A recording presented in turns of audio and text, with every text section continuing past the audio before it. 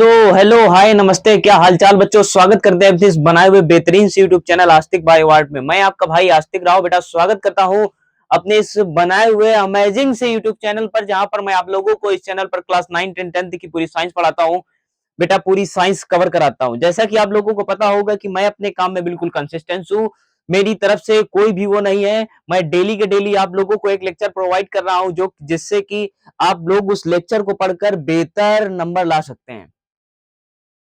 अगर आप लोग बिल्कुल भी अभी तक कुछ भी नहीं पढ़े हो, जितना मैं दे रहा हूं, अगर बेटा आप इतना कर ले जाते हैं तो आपको बोर्ड एग्जाम में 70 में 70 लाने से कोई नहीं रोक सकता है। अभी तो आपका सिलेबस फिनिशिंग की ओर ले जा रहा हूं, क्योंकि अपने पास अभी बेहतर टाइम है। एक बार मैं पुनः शॉर्ट नोट्स के माध्यम से मैं रिवीजन कराऊंगा। रिवीजन कराने के बाद मैं जितना हो सकेगा एनसीईआरटी के जितने भी क्रियाकलाप है, जितनी भी एक्टिविटीज हैं, और एनसीईआरटी के बेटा जितने क्वेश्चन बन सकेंगे, एनसीईआरटी में जितने क्वेश्चंस हैं और जितने क्वेश्चन में बन सकेंगे कि यूपी बोर्ड क्लास 10th में पढ़ाया जाता है, जो question UP board class 10th में आते हैं बेटा, वो एक एक क्वेश्चन कराऊंगा मैं।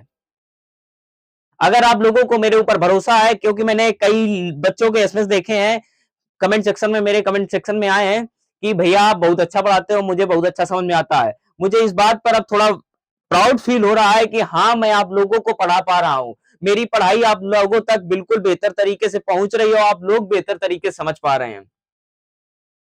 बेटा आप लोगों से ही मैं बना हूं, अगर आप लोग नहीं होगे तो मेरा कोई भी अस्तित्व नहीं है।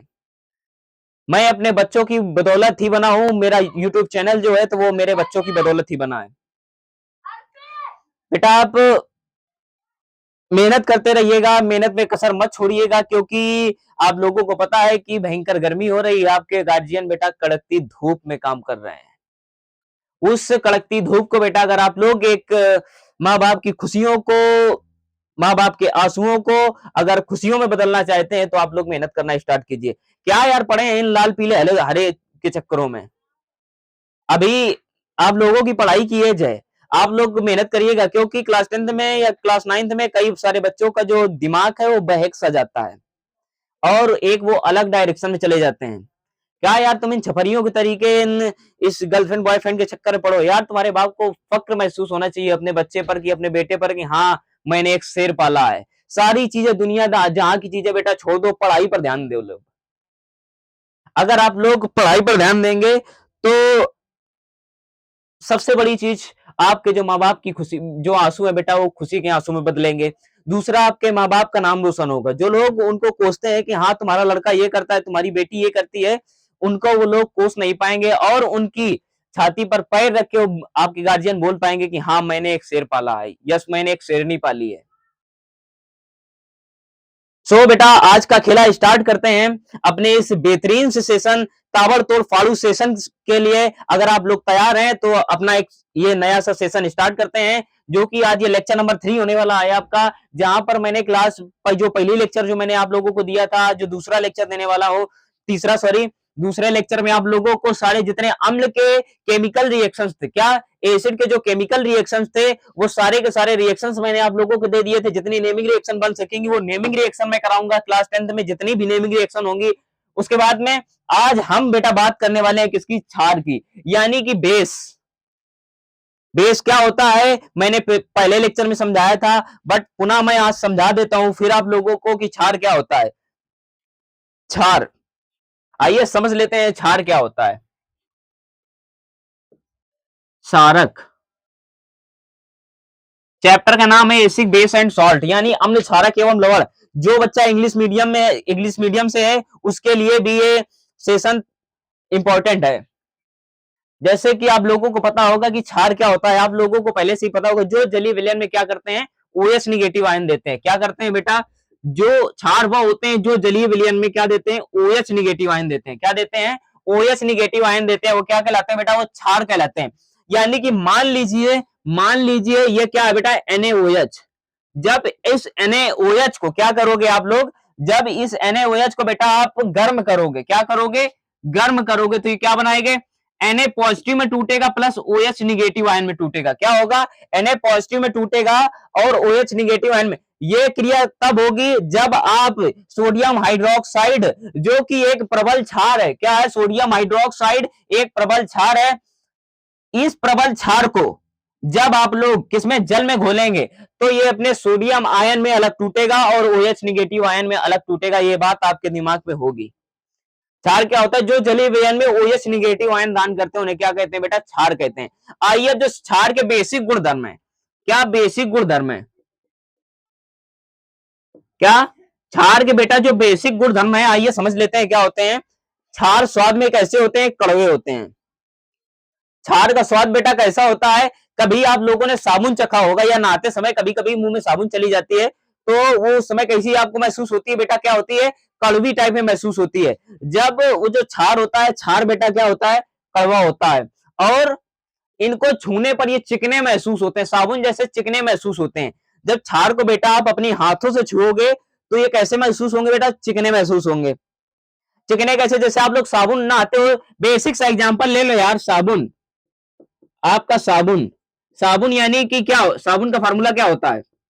RC double bond O single bond O single bond Na। ये क्या बनाएगा? ये किसका फार्मूला है बेटा? ये साबुन का फार्मूला है। अगर आप इस साबुन को टच करोगे तो बेटा कैसे होते हैं? ये चिकने से महसूस होते हैं। कैसे? चिकने से महसूस होते हैं। उसके बाद क्या होता है? आपको एक ट्रिक मैंने बताई थी, छलनी। छलनी, छा छतरी से क्या बनेगा बेटा? क्षार। ला से क्या बनेगा? लाल। ना से क्या बनेगा? नीला। क्षार लाल लिटमस पेपर को क्या कर देते हैं? नीले कर देते हैं। क्या? क्षार लाल लिटमस पेपर को क्या कर देते हैं? नीले कर देते हैं। अब जो क्षार का यानी बेस का जो पीएच होता है, क्या?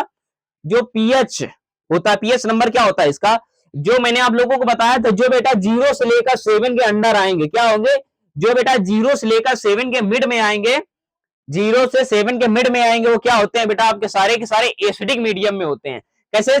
अम्लीय माध्यम में होते हैं, एसिडिक मीडियम में होते हैं। जो बेटा 7 से लेकर 14 तक जाता है, क्या? 7 के ऊपर जितने भी नंबर आएंगे इसमें, यानी 7 के ऊपर जितने भी नंबर आएंगे तो बेटा क्या होता है? बेसिक मीडियम में आता है। किस में आता है? बेसिक मीडियम में आता है। 7 से इस मतलब कि क्या होता है? क्षार का जो पीएच मान कितना होता है?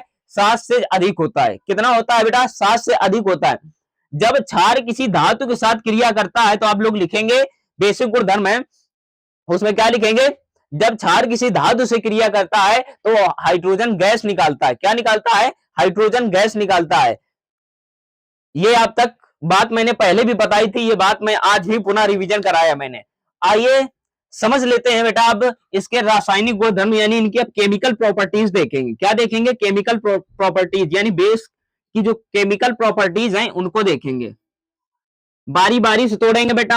आज जानेंगे ग्लिसरीन क्या होती है, तेल या वसा क्या होती है, और साबुन क्या होता है, साबुन का फार्मूला क्या होता है। ये सारी की सारी चीजें मैं आज देखूंगा। आइए हेडिंग लगाइएगा, क्या? क्षार के रासायनिक गुणधर्म। क्षार के रासायनिक गुणधर्म। क्या बेटा? क्षार के रासायनिक गुणधर्म। क्या? क्षार के रासायनिक गुणधर्म। आप लोगों को पता होगा कि सारी की सारी जो चीजें होती हैं, जितने भी ये अम्ल होंगे, लवण होंगे, क्षार होंगे बेटा, इनकी एक फिजिकल प्रॉपर्टीज के साथ साथ बेटा केमिकल प्रॉपर्टीज भी होती हैं। क्या होती हैं?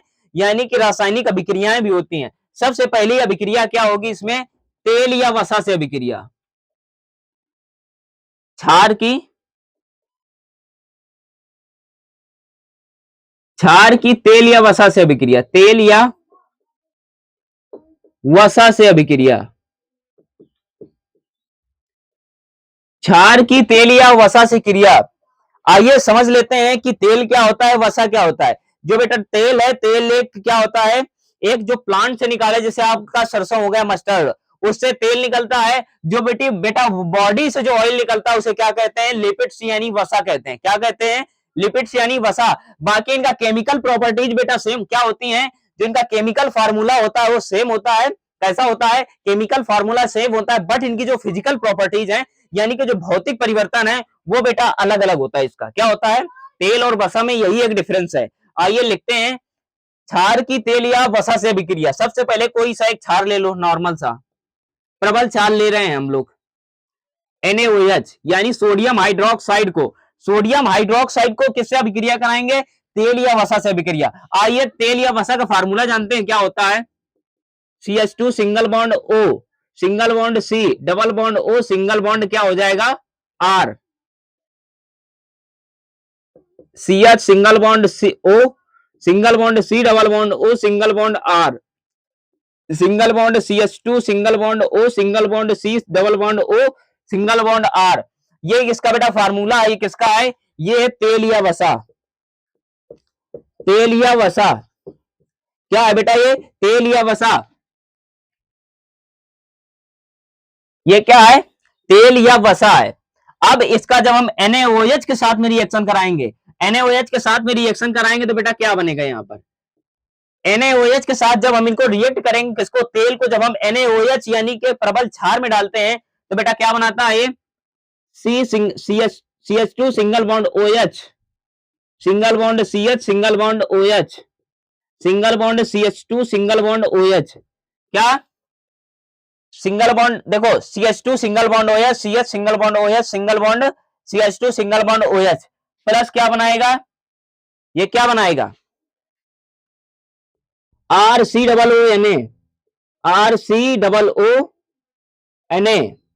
Sorry RC double bond O single bond O single bond Na, RC double O Na, तो ये क्या हो गया तेल या वसा हो गया, ये क्या हो गया क्षार हो गया, ये प्रबल क्षार हो गया आपका। ये क्या बनाएगा बेटा ग्रिसलिन बनाएगा, ग्रिसलिन ग्रिसराल लिख देंगे ग्रिसराल, और ये क्या बनाएगा बेटा साबुन, ये साबुन बनाएगा, क्या बनाएगा साबुन बनाएगा। आप लोगों को पता होगा जब कोई क्षार किसी तेल या वसा से अभिक्रिया करता है, क्या करता है, जब कोई क्षार तेल या वसा से के साथ अभिक्रिया करता है तो क्या बनाता है बेटा साबुन का निर्माण करेगा, और किसका ग्लिसरॉल का निर्माण करेगा। ये बात आपके दिमाग में चढ़ी हो तो बेटा किस कलर की मेरी पढ़ाई समझ में आ रही है, क्या मेरी पढ़ाई आपको समझ में आ रही है, तो कमेंट सेक्शन में अपना जवाब जरूर दीजिएगा। आइए एक बार पुनः फिर मैं बता देता हूं, NaOH आपका ये क्या है प्रबल क्षार जिसे हम सोडियम हाइड्रोक्साइड कहते हैं। ये जो CH3 single bond O single bond C double bond O single bond और CH3 single bond O single bond C double bond O single bond और CH2 single bond O single bond C double bond O single bond R, ये किसका formula है बेटा तेल या वसा का फार्मूला है, तेल या वसा का फार्मूला है। उसके बाद में जब इन दोनों को क्षार और इस तेल या वसा को आपस में मैंने रिएक्ट कराया तो किसका निर्माण हुआ है ग्लिसरॉल और साबुन का निर्माण हुआ है, किसका निर्माण हुआ है बेटा ग्लिसरॉल और साबुन का निर्माण हुआ है। आइए अब आगे का रिएक्शन देख लेते हैं, नोट डाउन कर लीजिए इतना। आइए अब आगे की रिएक्शन देख लेते हैं।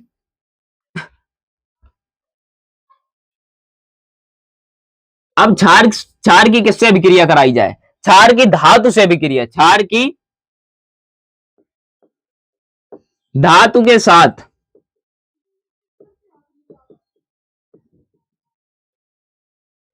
क्षार की धातु के साथ अभिक्रिया, क्या क्षार की धातु के साथ अभिक्रिया लिखेंगे, क्षार प्लस क्या हो जाएगा कोई सी भी धातु, धातु कोई सी भी नहीं होनी चाहिए, केवल जिंक आपकी धातु होगी जिससे क्षार रिएक्शन करता है।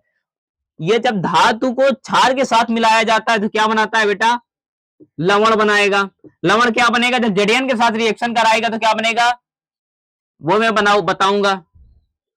Na2 जड़ियन O2 जिसको क्या कहते हैं सोडियम जिंकेट कहते हैं, और हाइड्रोजन गैस निकालेगा, H2 गैस मुक्त करेगा, ये क्या करेगा H2 गैस मुक्त करेगा। आइए कोई सा भी एक क्षार लेते हैं, यानी पहले ले लेते हैं NaOH ले लेते हैं। अब धातु कौन होगी, यह जिंक जैसी धातुओं से, क्या आप इसकी परिभाषा लिखेंगे, आपको क्वेश्चन में आएगा कि धातु की क्षार की धातु के साथ क्रिया कराइए, उसकी परिभाषा तथा एक रासायनिक संतुलित समीकरण लिखिए। तो आप लोग क्या लिखेंगे, जब जिंक जैसी धातुओं से क्षार क्रिया करके क्या बना देता है लवण और हाइड्रोजन गैस का निर्माण करता है। अब जब सोडियम हाइड्रोक्साइड, ये क्या है बेटा प्रबल क्षार है, प्रबल क्षार है, जब प्रबल क्षार किसी जिंक जैसी धातु के साथ क्रिया करता है तो क्या बनाएगा Na2 ZnO2 बनाएगा, Na2 ZnO2 बनाएगा, और क्या निकालेगा ये हाइड्रोजन गैस मुक्त होगी, क्या होगी बेटा हाइड्रोजन गैस मुक्त होगी, क्या होगा हाइड्रोजन गैस बेटा मुक्त होगी, हाइड्रोजन गैस मुक्त होगी। आइए इस रासायनिक समीकरण को जो असंतुलित है उसे संतुलित करके देख लेते हैं। इधर क्या है सोडियम 1 है, इधर सोडियम कितने हैं 2 है, अगर मैं इधर 2 का मल्टीप्लाई करा दूं, यानी NaOH में मैं अगर 2 का मल्टीप्लाई करा दूं तो इधर सोडियम 2 हो जाएंगे, ऑक्सीजन की मात्रा इधर 2 हो गई, हाइड्रोजन की 2 हो गई, हाइड्रोजन की 2 हो गई। अब इधर ऑक्सीजन 2 है, हाइड्रोजन कितने हैं बेटा, इधर हाइड्रोजन 2 हो गए, तो इसके सामने अगर मैं 2 का मल्टीप्लाई करा दूंगा, क्या इसके सामने H के सामने, नहीं नहीं नहीं नहीं, मल्टीप्लाई मत कराइए क्योंकि इधर H2 गैस मुक्त हुई है ना, तो इधर हाइड्रोजन 2 है, इधर हाइड्रोजन 2 है, इधर जिंक कितना, एक है, इधर जिंक एक है, कितना है, जिंक एक है, सोडियम इधर दो, ऑक्सीजन इधर दो, ऑक्सीजन उधर दो, ये पूरा रिएक्शन बैलेंस्ड है, क्या है बेटा, ये पूरा रिएक्शन आपका क्या है, बैलेंस्ड है। आइए समझ लेते हैं पुनः, जब क्षार किसी धातु के साथ क्रिया करता है, क्या क्षार जब किसी धातु के साथ क्रिया करता है तो क्या बनाता है, लवण और जल का लवण और हाइड्रोजन गैस का निर्माण करता है। जब मैंने एक प्रबल क्षार को किसी धातु जिंक जैसी धातु के साथ मैंने क्रिया कराया तो क्या बना, सोडियम जिंकेट। अब फार्मूला आ जाता है पेपर में, एमसीक्यू इसमें पूछेगा, Na2ZnO2 Na2ZnO2 सोडियम जिंकेट, आपको ये नंबर, ये फार्मूला लिख के दे देगा, पूछेगा इसका नाम बताओ, सोडियम जिंकेट क्या बनाएगा, सोडियम जिंकेट। ये बेटा आप लोगों को पेपर में लिख के देगा, Na2ZnO2 का रासायनिक नाम बताओ, क्या बताओ, रासायनिक नाम बताओ। उसमें 4 ऑप्शन होंगे, एक ऑप्शन में होगा sodium zinc, sodium zinc oxide, एक में होगा सोडियम जिंकेट, और चौथा ऑप्शन होगा इनमें से कोई नहीं, यानी नन ऑफ देम। तो आप लोग को पता है, मैंने बता रखा है क्या होता है, सोडियम जिंकेट को आप टिक करके आएंगे, क्या आएंगे, सोडियम जिंकेट को आप टिक करके आएंगे, सोडियम जिंकेट को आप टिक करके आएंगे। यानी जब सोडियम हाइड्रोक्साइड को जिंक जैसी धातुओं के साथ क्रिया कराया जाता है तो क्या बनता है, ये लवण और हाइड्रोजन गैस का निर्माण करता है, क्या करता है, लवण और हाइड्रोजन गैस का निर्माण करता है। आइए बढ़ जाते हैं अगले रिएक्शन की ओर, क्षार की अधात्विक ऑक्साइड के साथ क्रिया, क्षार की अधात्विक अधात्विक ऑक्साइड के साथ की, ऑक्साइड के साथ, क्षार की अधात्विक ऑक्साइड के साथ क्रिया।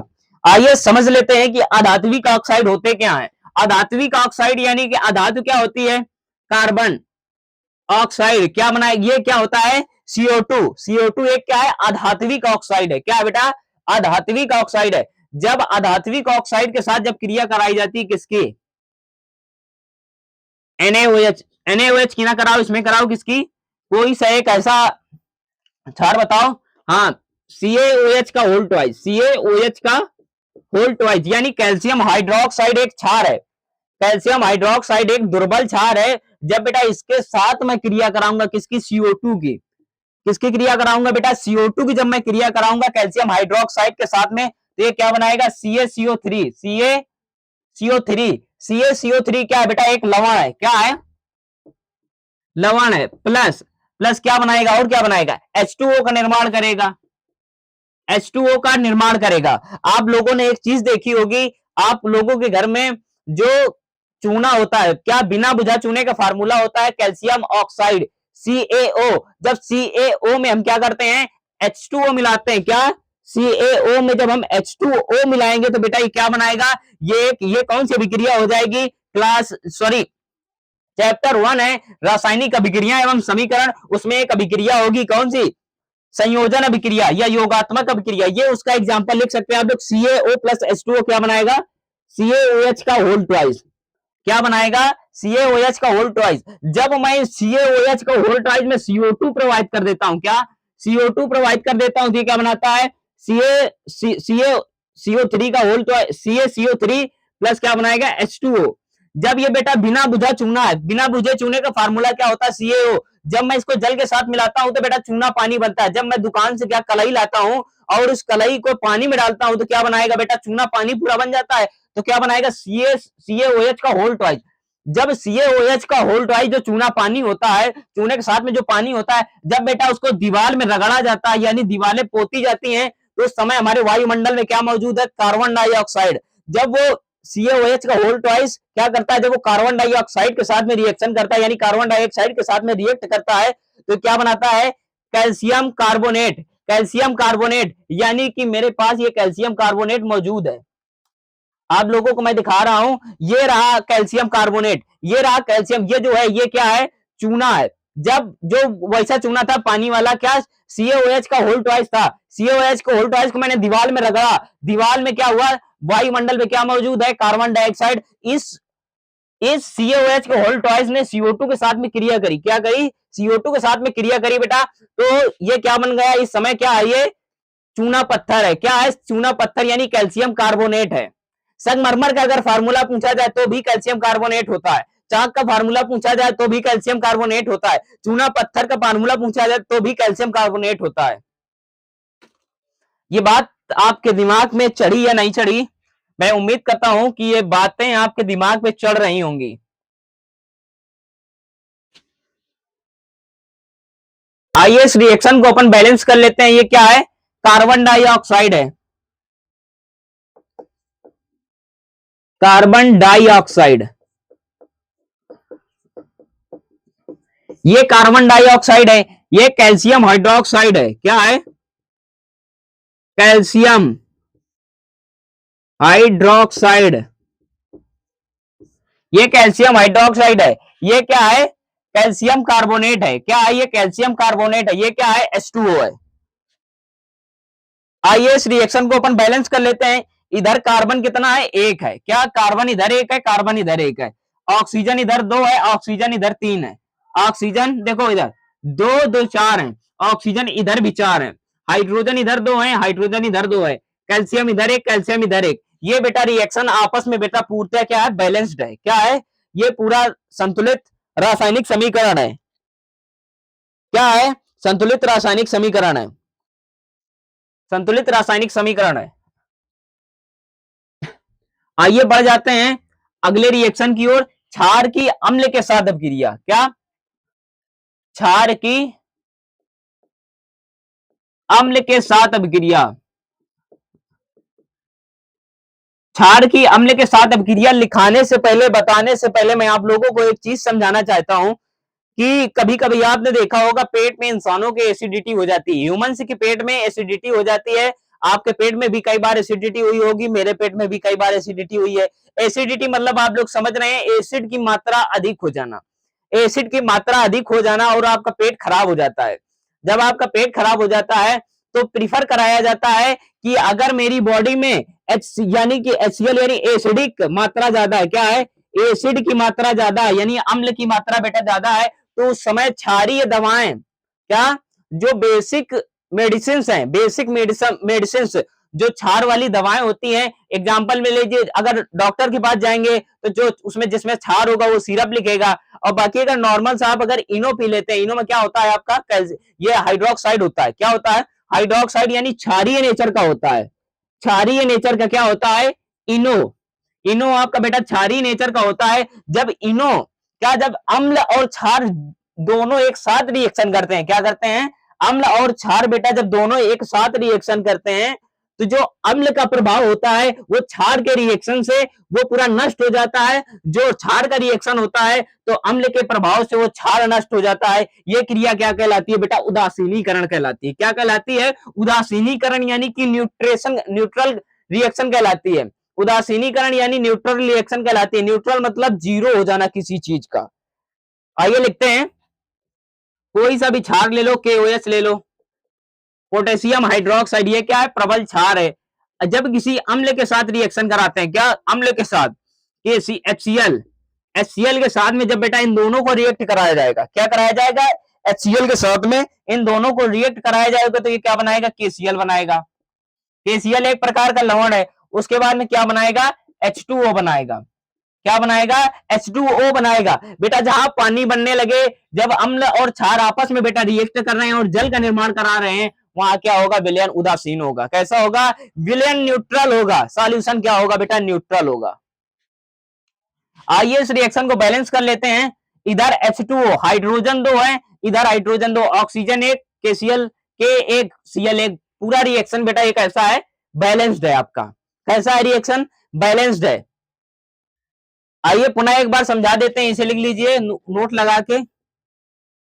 आप लोग परिभाषा लिखेंगे, जब अम्ल और क्षार की आपस में अभिक्रिया कराई जाती है तो एक लवण और जल का निर्माण करते हैं। ये क्या है, लवण है, ये क्या है बेटा, जल है।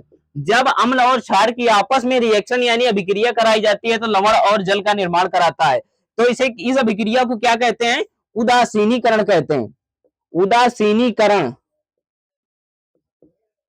उदासीनीकरण कहते हैं। क्या कहते हैं बेटा, उदासीनीकरण अभिक्रिया कहते हैं। आइए बढ़ जाते हैं अपने अगले टॉपिक की ओर, इसी क्षार वाले अगले टॉपिक की ओर बढ़ जाते हैं। अब जानेंगे क्षारों की अम्लता। क्या जानेंगे, क्षारों की अम्लता। उस समय मैंने देखा था अम्ल की क्षारकता देखी थी। अम्लों में उपस्थित एक अणु में उपस्थित विस्थापनीय H पॉजिटिव आयन को हम क्या कह रहे थे, अम्ल की क्षारकता कह रहे थे। अब जान लेते हैं क्षारक की अम्लता। हेडिंग लगाइएगा, क्षारक की अम्लता। क्या, क्षारक की अम्लता। इस हेडिंग को अब हम बेहतर तरीके से समझेंगे। क्या, क्षारक की अम्लता। बेटा आप लोगों को पता होगा क्षारक की अम्लता, उसके एक क्षारक के एक अणु में उपस्थित, क्या लिखेंगे, क्षारक की अम्लता अणु के, क्षार के एक अणु में उपस्थित विस्थापनीय हाइड्रोक्सिल आयन को क्या कहते हैं, क्षारक की अम्लता कहते हैं। आइए परिभाषा लिखते हैं। क्षारक की अम्लता, क्या, क्षारक की अम्लता, क्षारक के एक अणु, क्षारक के एक अणु में उपस्थित, क्या, क्षारक के एक अणु में उपस्थित विस्थापनीय, क्षारक के एक अणु में उपस्थित विस्थापनीय हाइड्रोक्सिल आयन, विस्थापनीय हाइड्रोक्सिल आयन, हाइड्रोक्सिल आयन समझ रहे होंगे आप लोग। OH निगेटिव आयन को ही बेटा हम क्या कहते हैं, हाइड्रोक्सिल आयन कहते हैं। हाइड्रोक्सिल आयन, विस्थापनीय हाइड्रोक्सिल आयन को हम, हाइड्रोक्सिल आयन को हम क्या कहते हैं बेटा, अम्ल, क्षारक की अम्लता कहते हैं। क्या कहते हैं, क्षारक की अम्लता कहते हैं। क्षारक की अम्लता कहते हैं। क्या कहते हैं, क्षारक की अम्लता कहते हैं।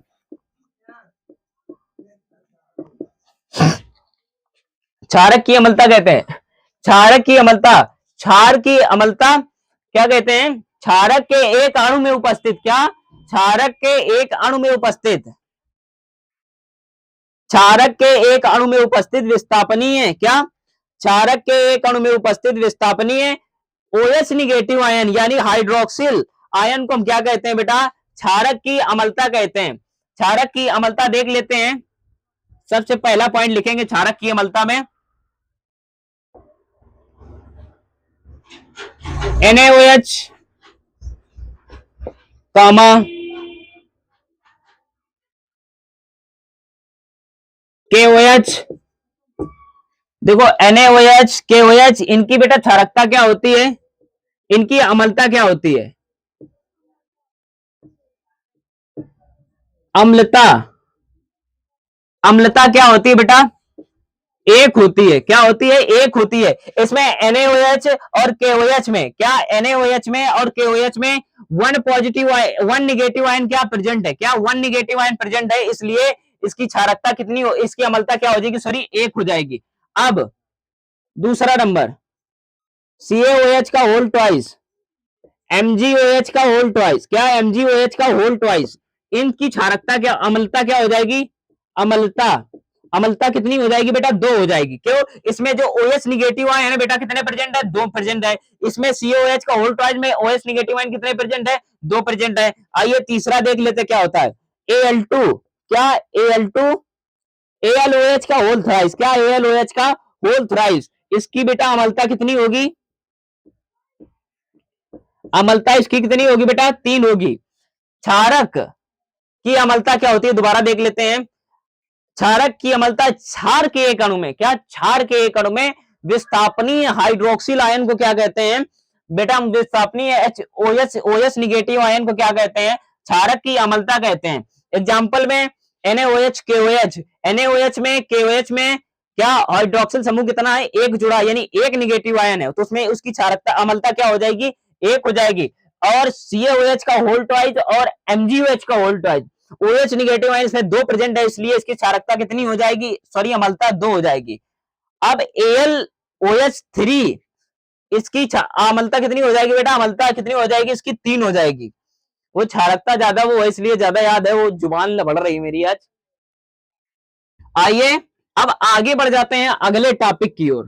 कहा, अगले टॉपिक की ओर बढ़ जाते हैं। क्षारक की अम्लता पता हो गई आप लोगों को, क्षार पता हो गए। अब उदाहरण देख लीजिए क्या, आइए उदाहरण देख लीजिए क्षार कौन कौन से होते हैं। क्षार के उदाहरण देख लेते हैं। सबसे पहले आ जाएगा NaOH, प्रबल क्षार है। NaOH हो गया, KOH हो गया, ये प्रबल क्षार है। MgOH का whole twice magnesium hydroxide, CaOH का होल ट्वाइस, CaOH का होल ट्वाइस, ये आपका क्या है बेटा, दुर्बल क्षार है। अब क्या होगा, HCN, ये भी आपका क्या है बेटा, नहीं नहीं नहीं ये तो अम्ल हो जाएगा। अब AlO3, AlOH3 का AlOH का होल थ्राइस, ये क्या हो जाएगा बेटा, एक क्षार हो जाएगा। क्या हो जाएगा, क्षार हो जाएगा। अब आइए बात कर लेते हैं इनके उपयोग की, इनके उपयोग की, इनके उपयोग, हेडिंग लगाएंगे इनके उपयोग। इनके उपयोग में सबसे पहले नाम लिखेंगे इसका NaOH का, NaOH का, NaOH का वो उपयोग क्या किया जाता है, सबसे पहला उपयोग लिखिएगा आप लोग, प्रयोगशाला में अभिकर्मक के रूप में, प्रयोगशाला में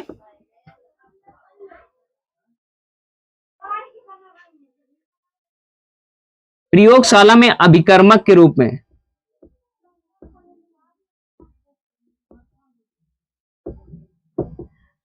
प्रयोगशाला में अभिकर्मक के रूप में। नंबर दूसरा, साबुन के निर्माण में,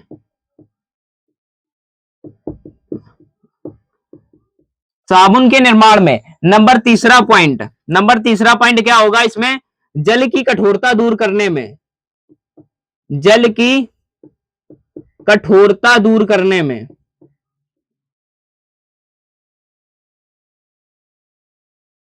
ये निर्माण साबुन, साबुन के निर्माण जल की कठोरता दूर करने में, करने में। आइए अब लिख लेते हैं किसका, CaOH का होल ट्वाइस, क्या, CaOH का होल ट्वाइस।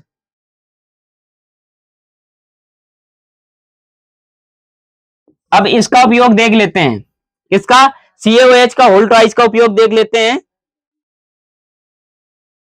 CaOH का पुताई में, पुताई में किसमें उपयोग किया जाता है, नंबर 1 पुताई में, चूने की पुताई में, दीवालों की पुताई में। नंबर दूसरा पॉइंट क्या लिखेंगे, चमड़ा उद्योग में, चमड़ा उद्योग में, चमड़ा उद्योग में। नंबर तीसरा पॉइंट ब्लीचिंग पाउडर के निर्माण में, ब्लीचिंग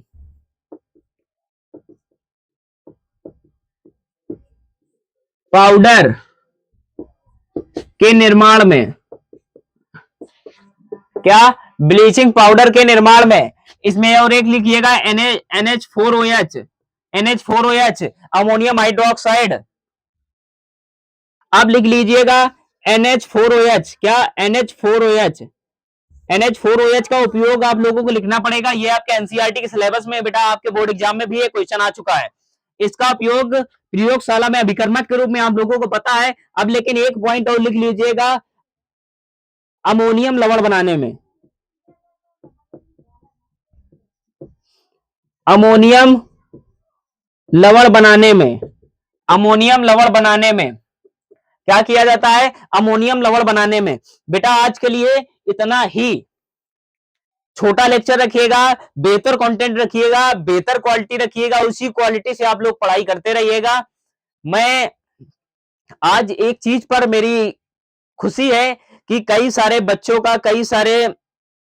बच्चों का मेरे पास रिप्लाई आया, भैया आप बहुत अच्छा पढ़ाते हो, मुझे आपकी पढ़ाई हुई चीजें सारी की सारी चीजें समझ में आ रही हैं। आज मुझे एक खुद पर एक रिग्रेट हुआ है, प्राउड फील हुआ है कि हाँ, मैं बच्चों को पढ़ा पा रहा हूँ।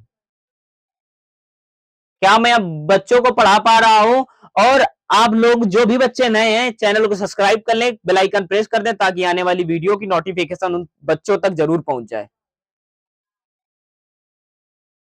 मैं जानता हूँ कि थोड़ा पढ़ाई में मन कम लगता है। मैं भी एक स्टूडेंट लाइफ में हूँ, इसी साल मेरा 12th हुआ है, बट मैं आप लोगों को पढ़ा रहा हूँ। मैं पिछले 2 साल से पढ़ा रहा हूँ। क्लास 10th जब मैं निकाला था, उसी साल से मैंने क्लास 10th की कोचिंग पढ़ाना स्टार्ट कर दिया था। 9th की उसी साल से पढ़ाना स्टार्ट कर दिया था। मैं भी स्टूडेंट लाइफ में हूँ, लेकिन कुछ समय पहले भी मुझे पढ़ाई में इंटरेस्ट नहीं था, बट उसके बाद में धीरे-धीरे इंटरेस्ट बढ़ा। आज मुझे दूसरा काम मत ना बताया जाए, पढ़ते रहना बता दिया जाए और पढ़ाते रहना बता दिया जाए। 2 काम से मुझे इतना लगाव हो गया है, क्या बताया जाए। मुझे पढ़ाने में अच्छा लगता है, मुझे एक हैबिट बन रही है पढ़ाने की, आगे चल के नेचर करेगा तो एक अच्छा मास्टर हायर एजुकेशन का मास्टर बनूँगा शायद। बाकी मेरा एक अच्छा-सा ड्रीम है कि मैं एक अच्छा डॉक्टर बनूँ। कामयाबी मिलना ना मिलना बेटा एक अपनी जगह है, वो तो आपकी मेहनत पर डिपेंड करती है। बट कामयाबी और ना मिलना वो एक अलग चीज़ है। बाकी आप एक अच्छा इंसान अगर बन जाते हैं, क्या? आप लोग इतनी एजुकेशन ले रहे हैं, अगर इसी एजुकेशन एक चीज़ सिखाती है, इंसानियत सिखाती है। पढ़ाई के साथ-साथ आपको एक अच्छा जॉब तो दिलाती है, बट एक अच्छा इंसान बनाना चाहती है वो आपको। लेकिन क्या आप लोग वो बनने के लिए तैयार हैं?